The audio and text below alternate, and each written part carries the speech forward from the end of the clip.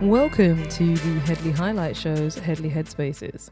And this week's Headspace is called That Caught You Off Guard, Didn't It? The Online Safety Act. So before I dive into this week's Headspace or another Headspace that I'm doing called That Caught You Off Guard, the Online Safety Act. Is it the Online Safety Act or the Online Harm? What is it called? Online Safety Act. God, what a stupid name anyway. The Online Safety Act.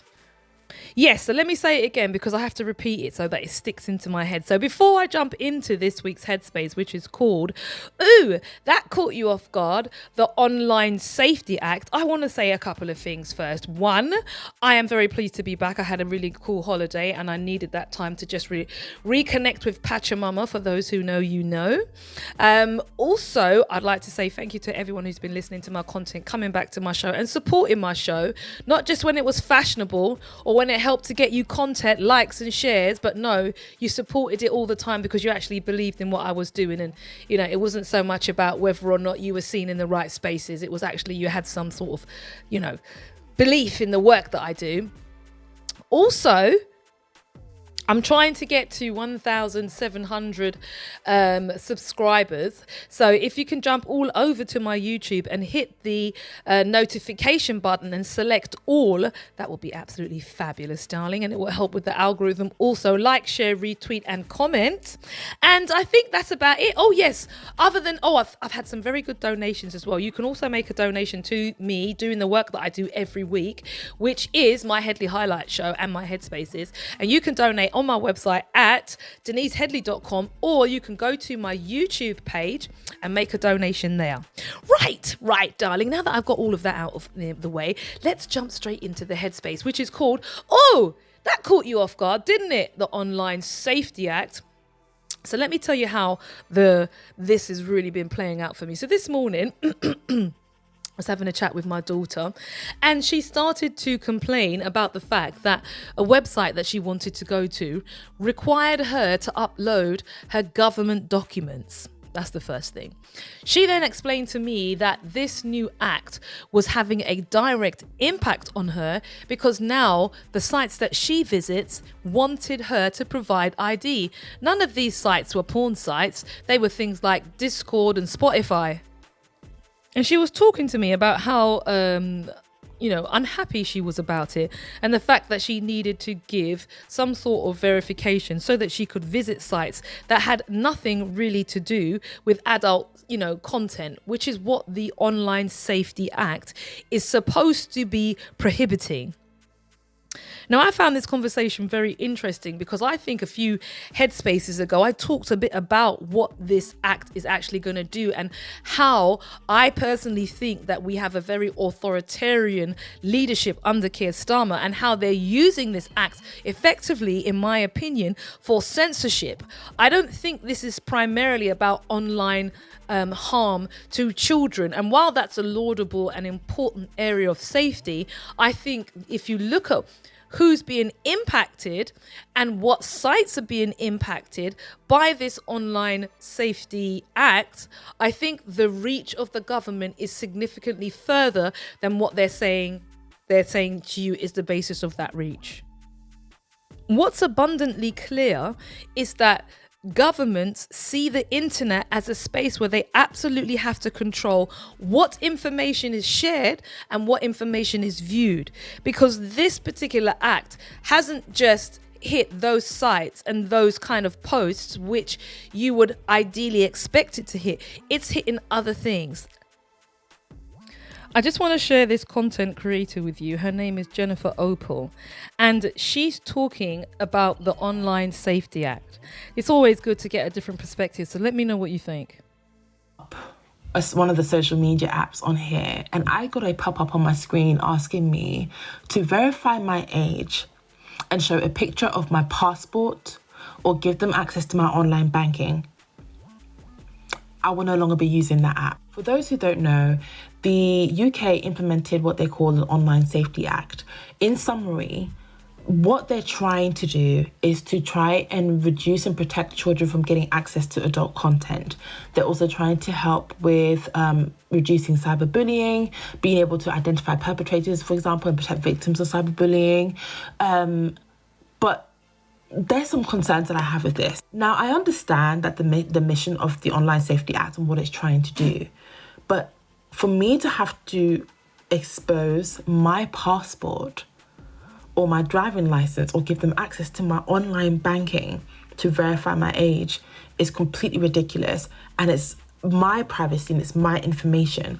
On top of that, let's say, for example, I open up the Clock app and the Clock app gives me an age verification and asking me to show my ID, and I show them my driving license, and then there's a data leak and I just get a notification saying, hey, your driving license was exposed on the internet.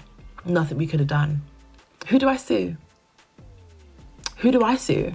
As a technical professional and as a DevOps engineer that has worked for quite a few different tech companies, I find it shocking that this act was implemented and they just had the assumption that these organizations have systems and databases in place to hold personal identifiable information that we're not supposed to store. And also, not to be shady, but to be shady at the same time. We live in a country where the Ministry of Defense was hacked.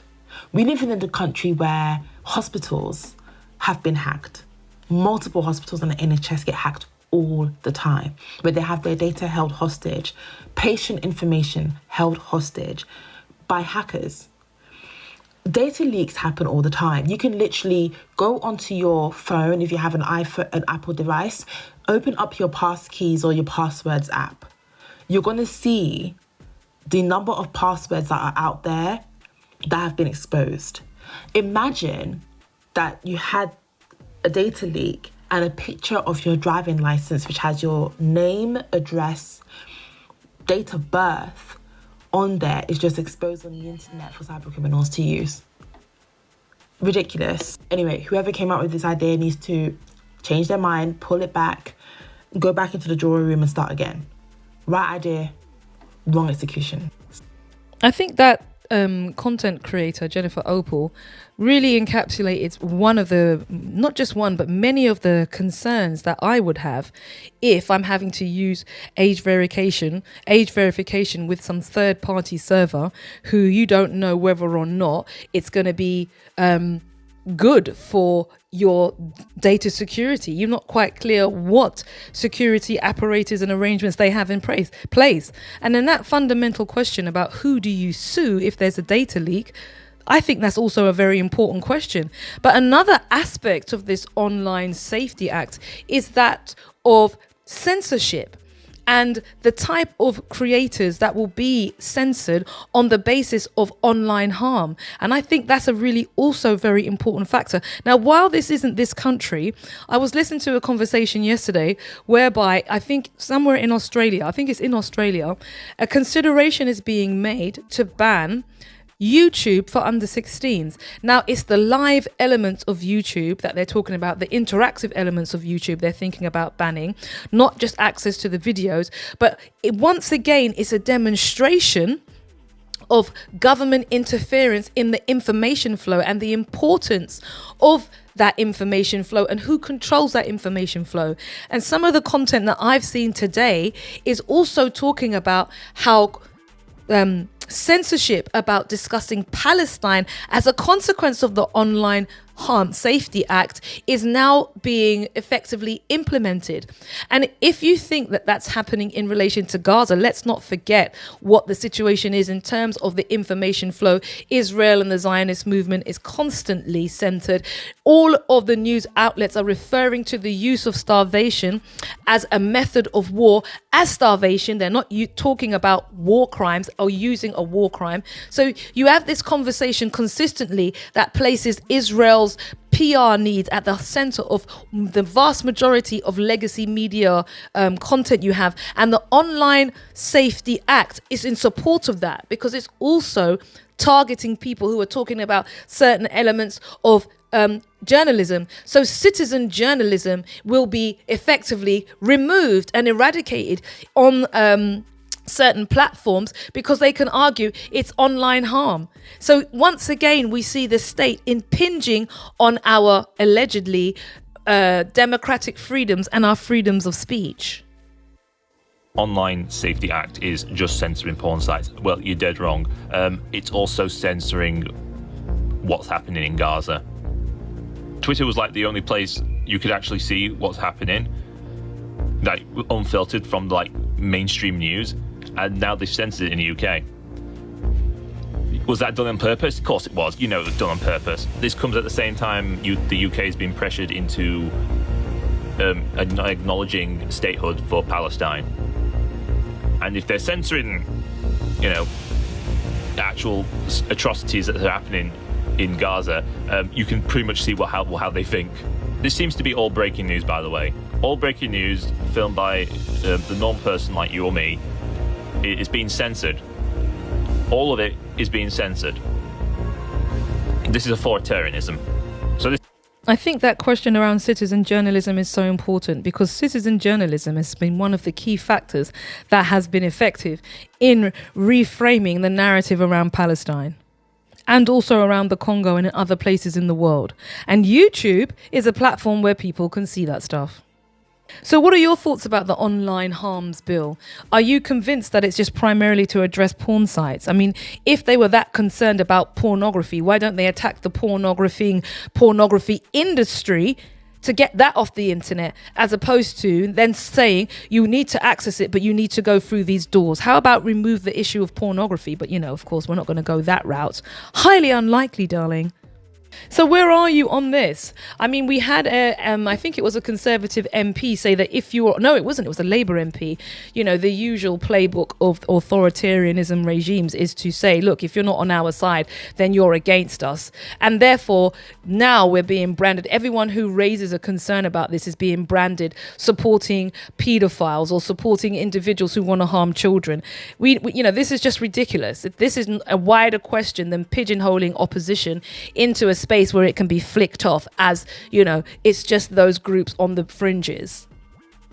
So what have you heard about it? Have you experienced it? Were you like my daughter waking up this morning trying to just work out why you can't get onto a site, going onto TikTok and then realizing something happened? Or were you like ahead of the curve?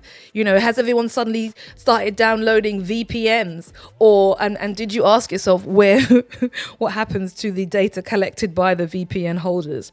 Anyway, look. Give me your thoughts, give me your 2 pence, your 3 cities, or your declining dollar price on the online harms bill.